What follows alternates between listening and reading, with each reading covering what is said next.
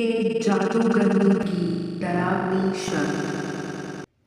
चंदनपुर नाम का एक गांव था। उस गांव में एक जादूगरनी रहती थी। वह स्वभाव से बहुत ही निर्दयी थी।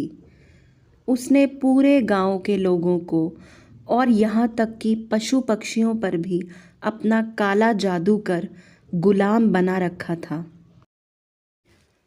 उस जादूगरनी की एक बेटी थी जो बहुत ही भली और दयालु थी।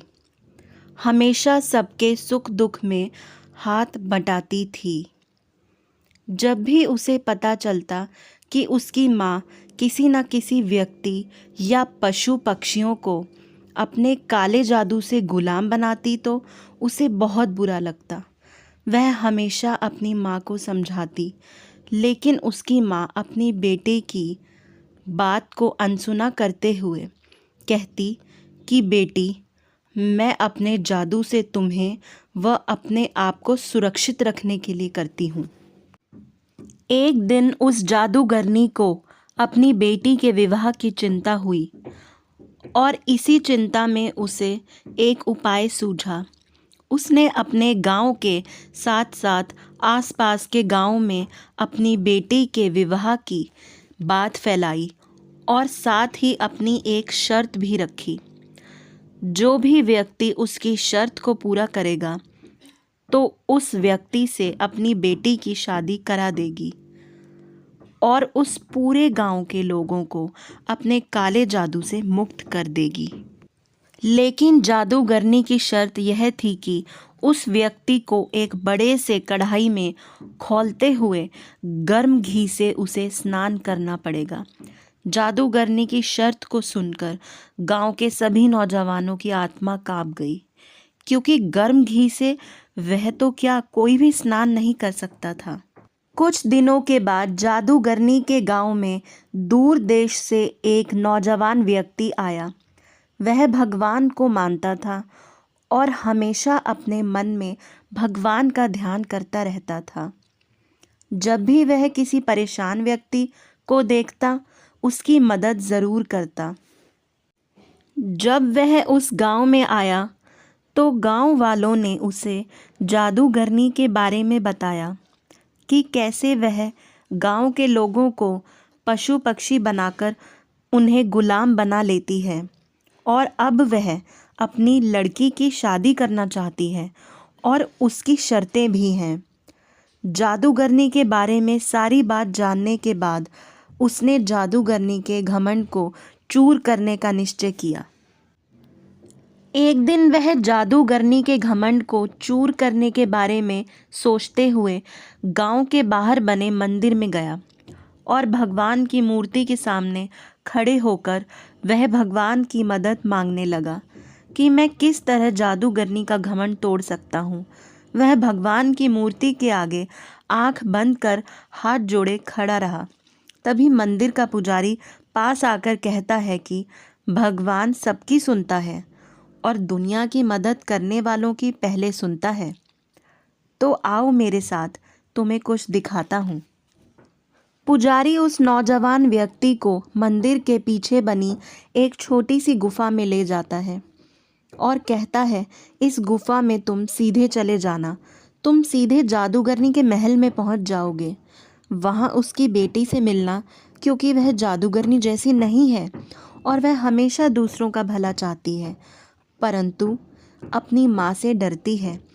तुम उससे जाकर मिलना, शायद इस जादूगरनी को सबक सिखाने का कोई हल निकाल सके। नौजवान व्यक्ति पुजारी के बताए रास्ते पर गुफा में सीधा चला गया।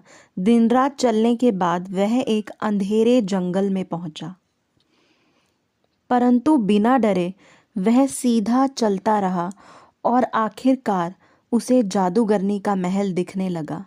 महल से कुछ दूर उसे काफ़ी चमकती हुई कोई चीज़ भी दिखाई दी। वह उसी चमक की ओर बढ़ता चला गया। वह जैसे जैसे आगे बढ़ रहा था, वह चीज़ और चमकदार होती जा रही थी। आखिरकार वह उस जगह पहुंच गया और देखा कि एक विशाल पेड़ की छांव में एक लड़की अपने चमकदार बालों को संवार रही है। उसे अपनी आँखों पर विश्वास ही नहीं हो रहा था कि इस दुनिया में भी कोई इतनी खूबसूरत लड़की भी हो सकती है। वह उसे मंत्रमुग्ध होकर देखता ही रह गया। उस खूबसूरत लड़की की नज़र जब उस लड़के पर पड़ी तो वह अचानक से बूढ़ी हो गई। लड़के ने देखा तो वह दौड़ता हुआ उसके पास आया और पूछने लगा, ये क्या, अभी तो आप हीरे के समान इतनी चमक रही थी और अचानक ये क्या हो गया? लड़की ने कहा कि मैं यहाँ की जादूगरनी की बेटी हूँ और मेरी माँ ने मुझ पर जादू किया हुआ है कि मैं जब भी किसी नौजवान व्यक्ति को देखूं तो मैं तुरंत बूढ़ी हो जाऊं।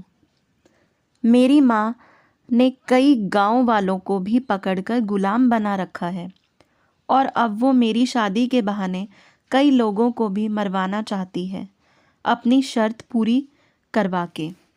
नौजवान व्यक्ति ने कहा कि तुम चिंता मत करो, मैं जादूगरनी को सबक सिखाने ही आया हूँ। आप बस इतना बताओ कि क्या आप मेरी जादूगरनी को सबक सिखाने में मेरी मदद करोगे? जादूगरनी की बेटी ने भी अपनी सहमति जाहिर की। दोनों ने मिलकर बहुत ही सूझबूझकर अगले दिन की योजना बनाई। योजना के अनुसार नौजवान व्यक्ति महल में जाकर जादूगरनी के पास जाता है और कहता है कि मैं आपकी बेटी से शादी करना चाहता हूँ और मैं आपकी शर्त को भी मानने को तैयार हूँ। यह सुनकर जादूगरनी बहुत खुश हुई कि चलो, कल बहुत दिनों के बाद किसी की मौत का नज़ारा देखने को मिलेगा। जादूगरनी ने अपने सभी सैनिक गांव में भेजकर अगले दिन की जादूगरनी के बेटी की शादी की खबर सभी को बता दी और सभी को आने का न्योता भी भिजवा दिया। अगले दिन सभी आसपास के गांव के लोग जादूगरनी की बेटी की शादी देखने पहुंचे और सभी डरे हुए भी थे कि कौन उस शर्त को और कैसे पूरा करेगा। जब उन्होंने देखा कि ये तो उन्हीं के गांव का नौजवान व्यक्ति था जो जादूगरनी को सबक सिखाने आया था, परंतु ये तो शर्त को कैसे पूरा करेगा? जादूगरनी अपने सिंहासन पर बैठकर आदेश देती है कि शर्त को पूरा किया जाए, तभी मेरी बेटी से तुम्हारी शादी हो पाएगी।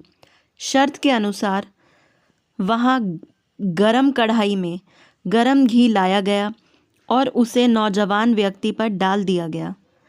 परंतु ये क्या, नौजवान व्यक्ति को कुछ भी नहीं हुआ। जादूगरनी ये देखकर हैरान रह गई कि ऐसा कैसे हो सकता है, परंतु अब देर हो चुकी थी। वह पूरे गांव के सामने शर्त हार चुकी थी।